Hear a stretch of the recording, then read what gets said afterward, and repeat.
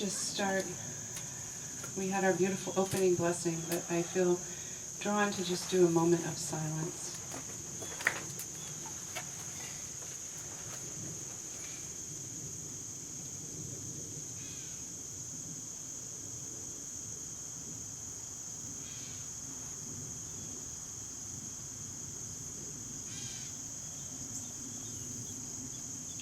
Blessed be. So I know you've all, most of you, I haven't given you a hug yet, Jean, but have had a personal welcome. And I just want to formally welcome everyone here. We are just so honored to have everyone really make a lot of, move a lot of obstacles out of the way with help from the angels to be here. And we want to thank you.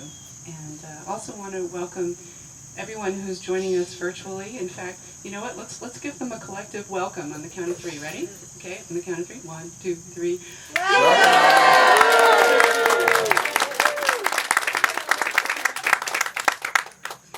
Welcome to everyone here. By the way, behind over there, that's our bird sanctuary. In case anybody's wondering, it's not a brush pile, it's a bird sanctuary. I would like to extend a thank you to everyone who has made this event possible.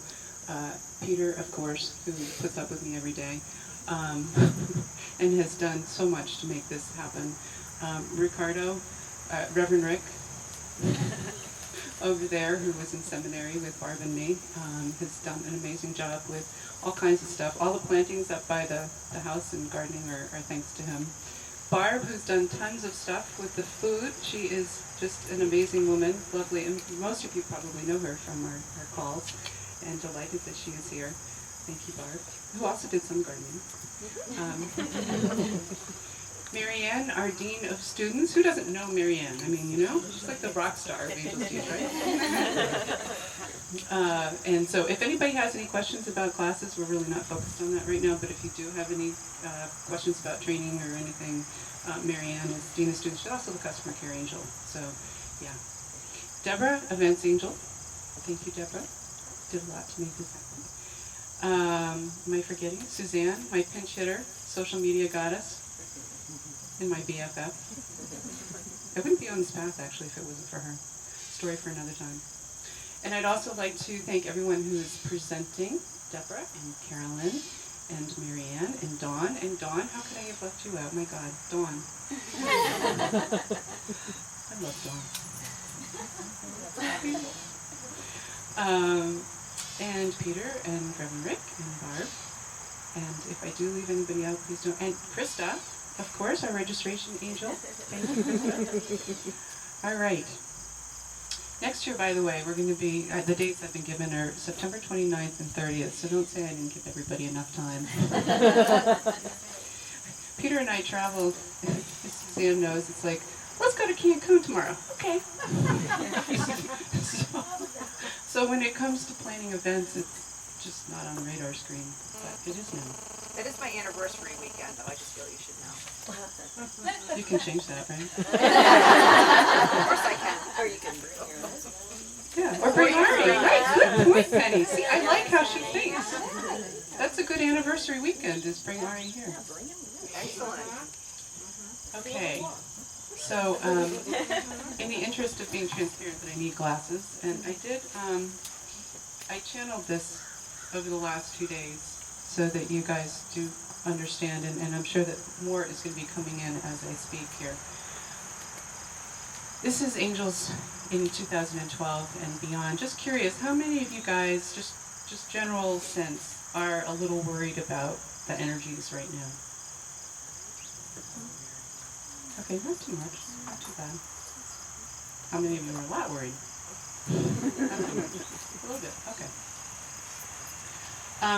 How many of you, second question, how many of you know of people who are freaking out right now?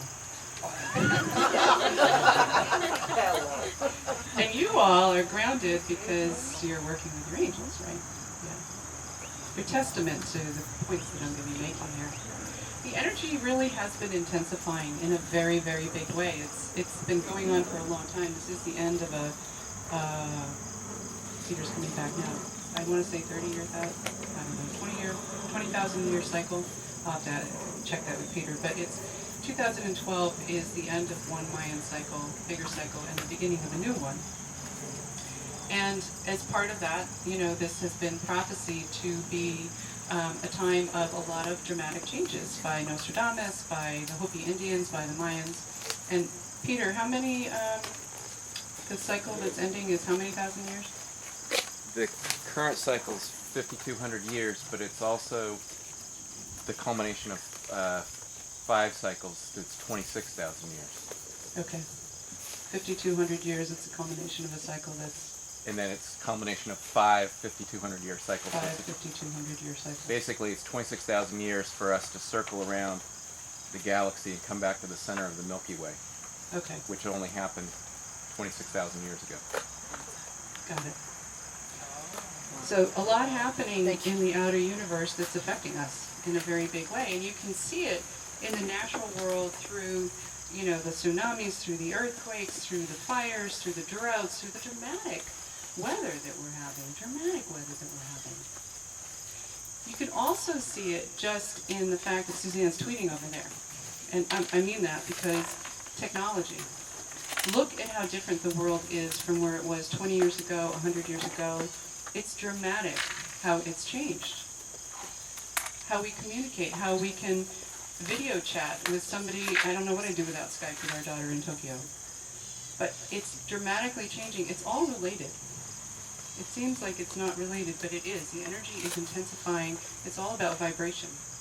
And so people are feeling it physically, mentally, emotionally in very intensifying ways. Health. How many of you guys are seeing that more and more people, maybe even yourselves, are experiencing health challenges? Yeah. And more so than perhaps you witnessed in the generation before you. It's all about needing to ground. So everywhere you look, everything is happening faster and faster and faster. And it's no wonder people are feeling burned out and ultimately are feeling stressed. So what I want to do right now, actually, I'm hearing a yes. So we're going to do just this little experiment with testing energy. So I want you guys to, do we have partners, more or less? I want you guys to just pair off. This is, might as well turn off the camera because we're just going to do a little aura exercise.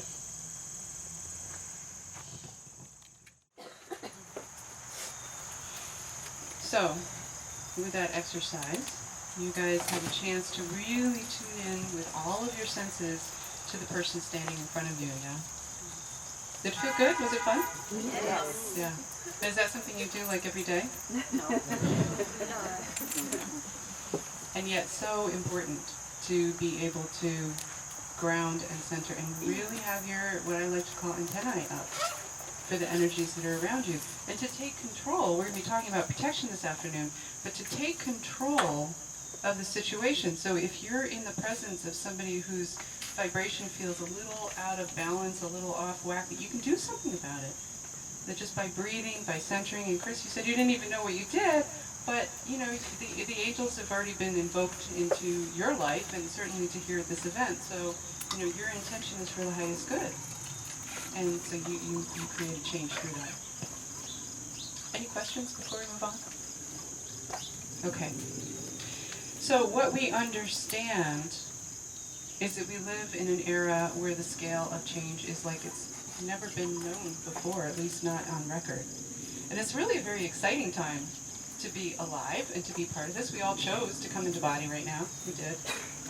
Some of us may be wondering why, but we did. It's all good. And what we understand from this exercise, also from the prophecies too, that I was mentioning before, is that we can change the energy very easily with our intention. And that's all we need to do. So the angels share with me that this shift of ages, as it's known, is actually ushering in the age of truth. And many of you may have seen the Wheel of the Year spread that I did on video at the beginning of the year, that it was just truth, truth, truth, truth is what this year is all about. And it's certainly proven that in a very big way, at least from my experiences. And this is only going to continue, and I think continue on a bigger theme, and what that means is that there's going to be less and less tolerance for what is not aligned with truth.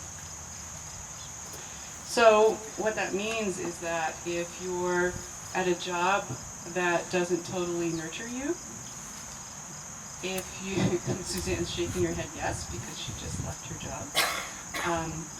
And by the way, I take no responsibility for the life changes that I've seen so many people take. I cannot even begin.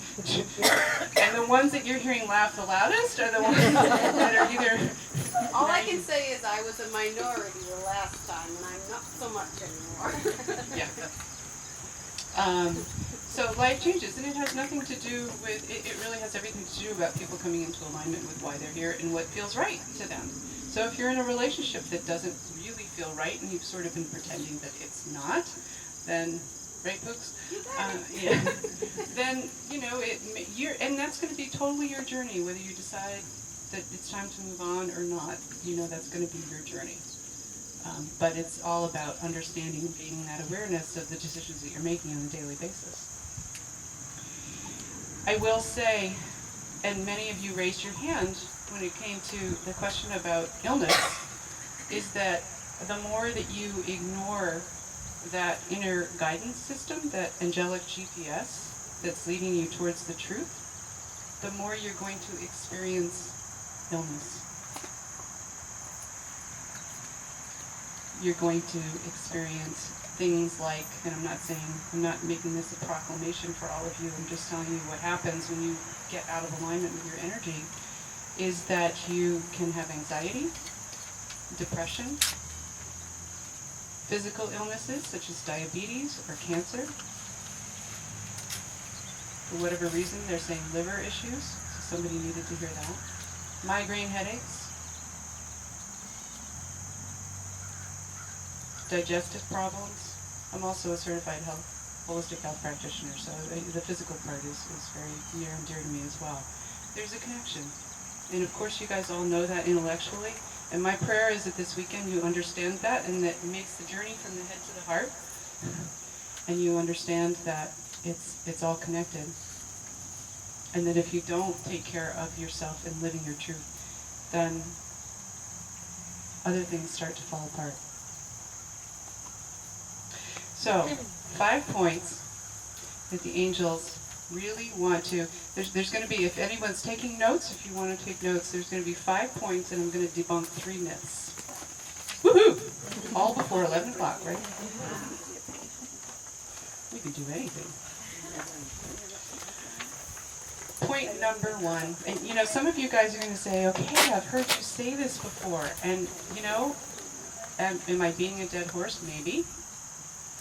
But some of you still are trying to ride that horse. So, yeah, get off that horse. Point number 1. The angels are within you. They are you. And they are in everything around you, including the mosquito biting my foot.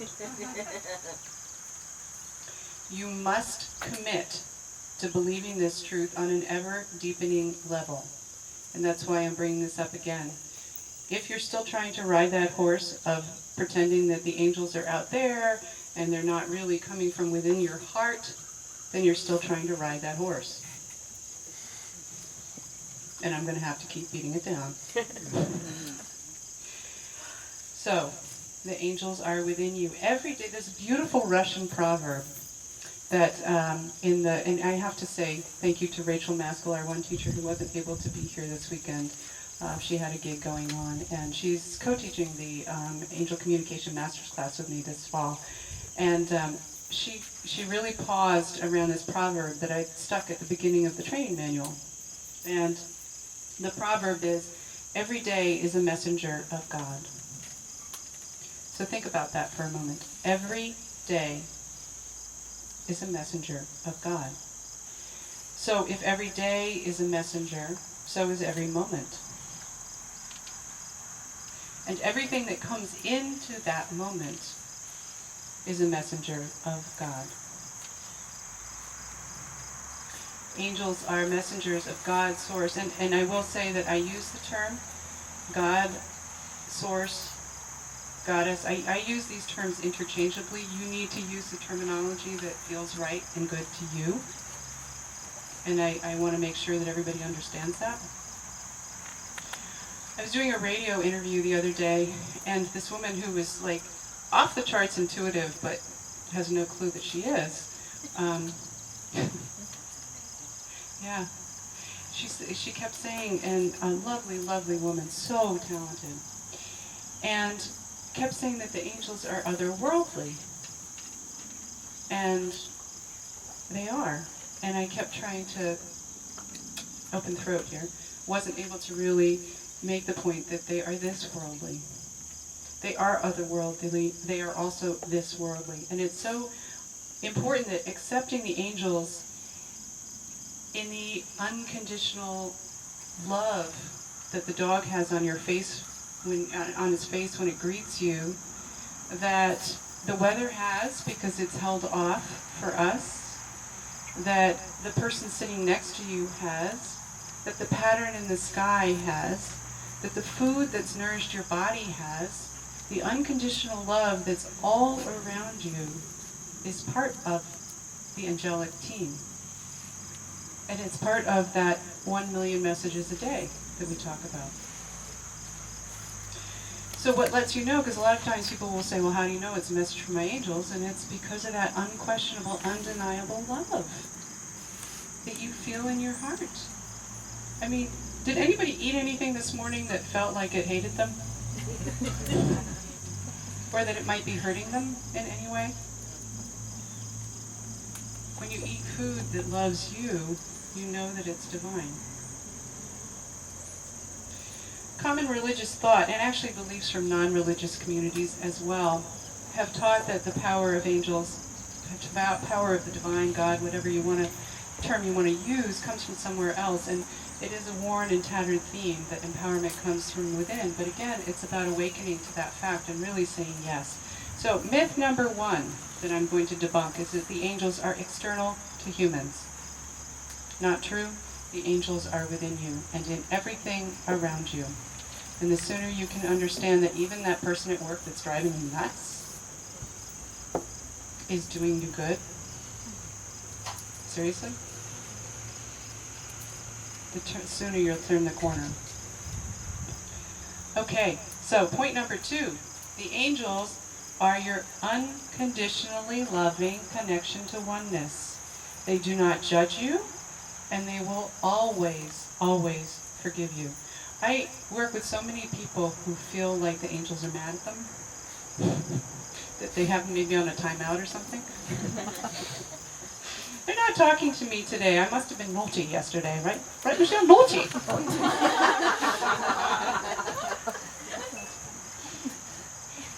The angels never put us on timeout. We put ourselves on timeout. And people just come up with all kinds of reasons. Well, I had that glass of wine last night, so therefore God punished me by not allowing me to sleep last night. No. No. I often get, it's kind of a strange visual, but I have to share this, is that I get a vision that each of us is like a deep sea diver. Did you guys ever see 20,000 Leagues Under the Sea? With the big suit and the heavy boots and the glass thing, and those of you who are younger looking at me like, but you guys know, and they have like this air hose that connects up to the surface, right? Okay, so anybody not get where I'm going with this, or see what I'm seeing here? Okay, so the point here is that the boat is source. It's the collective. The air hose is our connection to that, and we are the ones that are grounded on the surface of the ocean, on the surface of the earth, actually. We're just under the water. And we don't feel that connection quite as close. And the closer to source, the closer to the boat, the more pure the air supply. And I'm not going to go into it now because it's not relevant, but I will just say that this is why I always encourage people to work with the archangels, because it's closer to source, especially when you're starting out. Some of you may be called, 2 of you are called to be mediums, I don't know who, but just in. So, right, Dawn?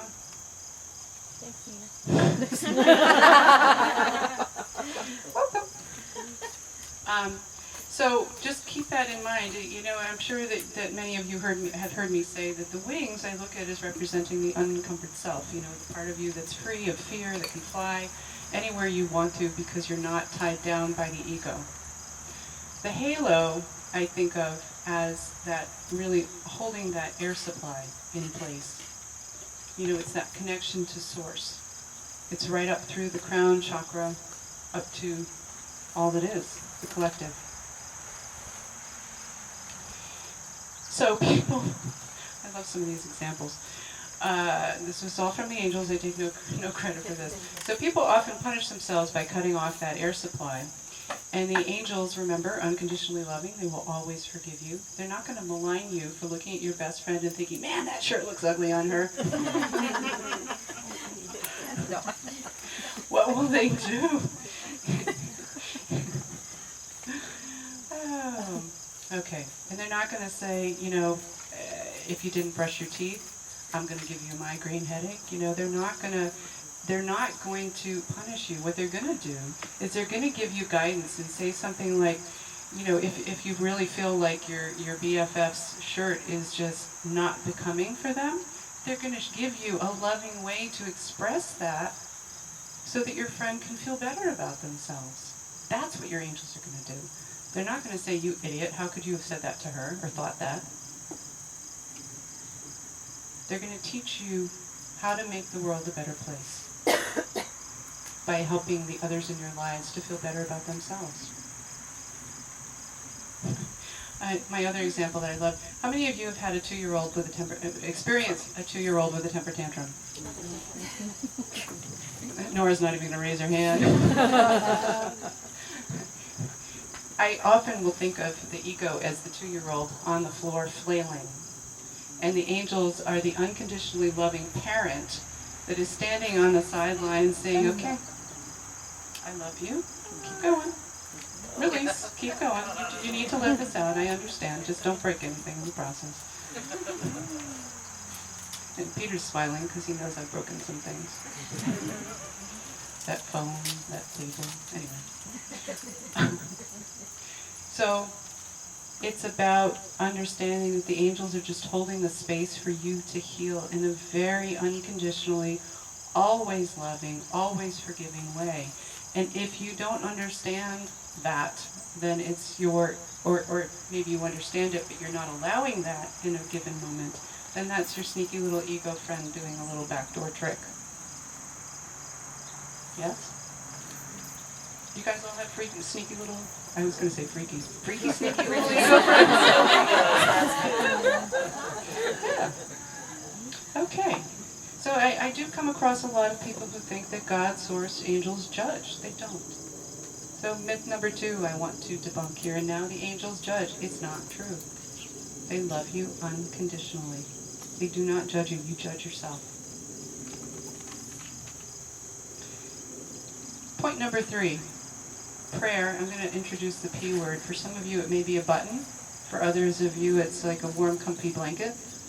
And I'm going to attempt to move it closer to a warm, comfy blanket for those of you who it's a button. Because prayer, I think, is largely misunderstood. I think a lot of my work is going to be around helping people to understand what prayer is all about. There's a little message, huh? Hello! Prayer must be a daily practice with intention to make it a way of life, really a state of being. Ooh, a little water over there, huh? You okay? Yeah. My phone okay? Make it a way of life, and this is interesting because this is a newer realization that I've come to. Prayer needs to be with the whole body, all of who you are, because you are an instrument. And let me explain. I'm going to actually back into my explanation of this. I want to start with just a quick explanation of the difference between prayer and meditation. How many of you guys are kind of confused as to what's the difference? What's prayer? What's meditation? Thank you, Suzanne. Prayer has a focus on something specific. So your praying, my prayer in the morning is to open myself up, body, mind, and spirit, to the gifts and the opportunities of this day. That's specific. Yeah. Is it an intention then? Yes. Yes. So she asked, is it an intention? And it is. Whereas meditation is about opening, it's about clearing, it's about receiving. Now, meditation can get specific and focused as you receive, but that's not how it starts out. Prayer is more of a transmission, if you will, to source, whereas meditation is more of a transmission from source to you. And again, there very oftentimes is dialogue that results from that, but that's where it starts out. So intention of prayer is threefold. I was a math major, I like numbers. Number one, reconnecting you with why you're here and what you're meant to do. Aligning with that. That's the number one intention of prayer. Number two, it's about envisioning others to be in alignment, supporting them with their reconnection of why they're here and what they're meant to do. And I will give you an example, because I'm going to guess that everybody under this tent has prayed for the health of a loved one at one point or another, yes? And when you pray for another person, whether it's to help them find a new job, whether it's to help them to heal if they have some kind of an illness, what's important is to remember that whatever's in their highest good, somebody may actually need an illness to evolve. Somebody may need to be in a work situation to create change, to create the pressure that's needed for change. So intention with prayer is always going to be about staying in alignment with whatever's in the highest good for them. And that can be very hard. My mother, as many of you know, has been not well, and Peter and I always pray for whatever's in her highest good.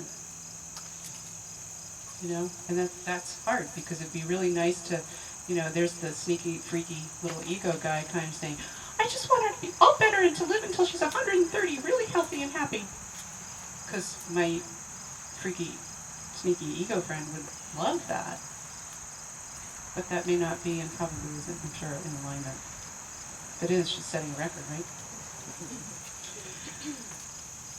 So, point number 3 about praying, releasing fear and embodying faith, drawing faith into every cell of your being.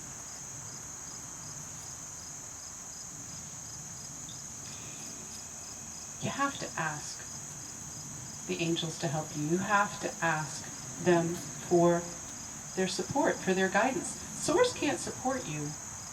And again, the end goal here is to make asking a way of life, just to make it who you are, to really activate your crystalline structure, your blueprint, if you will, to just be saying, okay, angels, guide me. I'm asking right now, I'm always asking, I'm always praying, I'm always open. And it's fun shopping, isn't it, Jude? We love to go shopping with the angels. And seriously, it's also critical for all those other things in life, not just the shopping part, but it makes all aspects of life. Once you invite that way of life, of prayer, of asking, to always be open, okay, angels, guide me right now. And they're saying, okay, move on, you. So what actually happens when you ask is that you open a door. Okay, sunshine, I have to pause. Let's all bow to Peter. In the nail salon yesterday. Suzanne knows, because she's experienced this on many occasions. So has Marianne, actually, and a number of you guys. In the nail salon, everybody's saying, oh, it's going to be a fun weekend. I said, you don't know Peter. He's so humble. Okay, so when you ask, of course you always ask what's in the highest good, so if it was meant to rain, and that's why it's always effective, because you just ask for what's in the highest good. What actually happens when you ask is you open a door, you remove an obstacle, you surrender on a deeper level, and that's really what it's getting to. when you ask, I mean, how many of you guys have really needed help, and you're like, I can't ask. I can't ask. I'm talking about your friend or your family or your husband. I can't ask him to help me unload the dishwasher. I can't. So you hold it. You hold the energy inside of you, right? And something starts to block. Something starts to build up. There's gunk. And the dishwasher is probably a very trivial example, but maybe you need help with figuring out your life plan. Maybe you need help with what's a good book to read. I mean, there's all kinds of anything. Choose an example. When you ask, you surrender, your body literally starts to open. And your heart center starts to open, and you energetically are open to receive when you ask, please help me, because you're recognizing that you can't do it alone. And nobody in this space, nobody on this planet can do it all alone. Nobody. So we have to stop pretending that we can. And believe me, I've pretended a lot. So as you evolve along your spiritual path with intention to invite the angels into your life, it really becomes not just a daily practice, it becomes a moment-to-moment practice. It becomes a way of life. Okay, so why the whole body? This is the part that gets really interesting to me. Well, it's all interesting, but this is newer to me, so I'm, a little more fascinated by it still. Involving the whole body is recognizing and really honoring that we are instruments of the angels, of the divine, of the goddess, of the god. Prayer happens with 99% of this planet from the heart chakra up. Yes? Our whole being is here to serve. The angels are giving me this vision of us cut off here and our legs are going one way and our... I guess we need a little comic moment. It's not just about the mouth, it's not just about the upper body, it's about the legs, it's about the hips, it's about the abdomen, it's about all of it. And I've been doing a lot of work. You're going to see a theme this weekend around the chakras and working with the chakras. And Deborah and Carolyn are going to do some chakra stuff. And I've started to work it more. I'm going to be doing more in terms of the chakras because it's really about honoring the whole body. And you can do, it's really up to you how you do that work and what feels right. Yoga is something that the angels beat me over the head with, and I have to say has been amazing for me. But you're going to find what's right for you. And if you're physically not able to do exercise or really invite your whole body into your prayer, visualize it. Just don't forget the lower half of your body. So when you pray, take your shoes off, take your shoes off, plant them on the ground, visualize your root chakra, feel yourself sitting in the chair. Honor your whole body. A whole flock of birds just flew by. So, myth number 3. Prayer is an upper chakra activity. It's not. It's your whole body because all of you is here to serve. Point number 4. The angels are your partners. As I was arguing with my angels, which I love to say I argue with them because it never works and it never does, but it's fun. I was looking up, I said, you really want me to use this one? Yeah, okay. So I looked up what it means to be a partner, and to partner is to share, which I thought was interesting. It's to partake. So an epidemic in this world, I would imagine everybody's witnessed loneliness, isolation. Anybody not either experienced that themselves or seen it in those around them? Anybody not? Funny, Ricardo. Comic relief. So many in our society have forgotten that we always have partners to share life's journey, whether it's another human being that we're hesitant to ask for help, or whether it's the angels that we're forgetting to ask to help. Human interaction is essential. I have to read this verbatim because this was channeled and I thought it was very interesting. Human interaction is essential But when we don't also have partners in spirit, it's like having lungs with no air. I thought that was really kind of an interesting way of looking at it, because when we inspire, we breathe in and we invite the angels deeper into our lives. So, partnering with them is all about sharing with, and I want to back up because at the beginning I said the angels are within you. You've all probably heard me say that the angels are an archetype and that they are really an aspect of the higher self. You've heard me say that enough times. Archangel Raphael is, the healing aspect of who you are. Archangel Michael is the leader aspect of who you are. Inviting that into your life in a deeper level is so important. So I just want to quickly touch on 2 reasons that I've seen why people don't ask the angels to be partners, and then if you guys have questions, I'd love to open it up to any questions. Number 1 is that the angels can't help with day-to-day life kinds of things, that they're here, that they're not practical, that they're here to help with the big stuff, that they're here to help you sell a house, they're here to help you find a partner, they're here to, not an angel partner, like a partner. They're here to help you find the right job. I mean, I think people tend to, when they get desperate, they pray. Right? You really want me to share this right now? Okay. It's their comedy show, not mine. This shirt is, I all week I said, okay, so angels, I have what I need to wear for the event, right? Yeah? No? So it was yesterday, we were running around, I'm like, angels, really?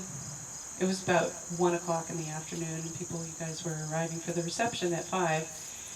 And I said, okay, where am I going? Franklin? Okay. So I get in my car. I still had to go to the grocery store to pick up a few things. Hadn't showered. No, I wasn't ready. So I go to this little shop that we've been to, pretty as pink, and I'm thinking I'm going to get something colorful, right? Yeah? So I walk in, and they're all over it saying, oh, you're going to do a training video? Make sure you tell them it's from Pretty as Pink Franklin. So there's their plug. But there was nothing colorful there. And I'm like, okay, angels, come on, if you're going to show me. So finally, after about 20 minutes, I turn around and I saw this shirt, and I tried it on. I'm like, that would work. And I'm hearing this choir of angels, yes, big black, really? It's not color. Oh, just put a nice necklace with it. So, a long, silly story, but the point is that, and then I went to the grocery store, and they're like, bam, bam, bam. So I was in and out of there in like 10 minutes, easily. Because I was in that constant flow of asking, and the reason they tortured me in the store was to make a good story. Probably. Yeah.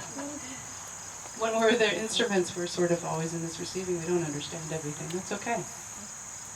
So, yes, the angels are your partners, and the more that you invite them into your life for the seemingly trivial, silly things like shopping or grocery shopping or anything, the more you open up that channel, the more you clear that bike path to become a road, to become a highway. So expand your prayer practice from what it is now, from wherever it is now. We can always keep expanding the prayer practice. If you're praying just in the morning, pray more often. Set a timer. I'm big on practical ways of doing things. Make sticky notes. Set a timer. Oh, 7 o'clock. Excuse me. I've got to go do my prayer right now. It's okay. And eventually, as you do more of that, it just becomes a way of life. Or go out. My ACM students don't know this yet. Sorry, George and Kathy. But you're going to have an assignment. You're going to have to go out and just do whatever the angels tell you to do for an afternoon. See what happens. Yeah. That will be fun. All right, so point number 5. I don't even need my notes for this. Your truth is what's important here. Not your parents, not your teachers, not mine, not your sisters. And everybody here can take that message to a deeper level. And it's about understanding that in each moment, as you move closer and closer, I don't even know anymore. As you move closer and closer to what that means, and you invite the angels, if you're in a relationship or a job or something that's like, oh, I don't know if I can talk to my boss about that. No. Say, okay, angels, to live my truth, I have to talk to my boss and tell him about this. And then you take a deep breath and you say, okay, angels, well then guide me. If I'm meant and divinely guided to share this, then help me to do this in a way that's always graceful, always loving, always compassionate. And trust that. Whatever results will be in the highest good of all. I'm just going to check and see if there's any less. No, sir. I guess that was the message about that, wasn't it? Yeah, that's okay. I'm good. I take that as the hint. All right, so I'm just going to tune in and see if there's anything else that... And again, if you guys do have questions, I'm certainly happy. I don't know where we are with time, but what time is it? Okay, so we have about 5 minutes for questions. Also can certainly, if you come up with questions later or comments, put them back there. Obviously, I'm going to be around, so let me just...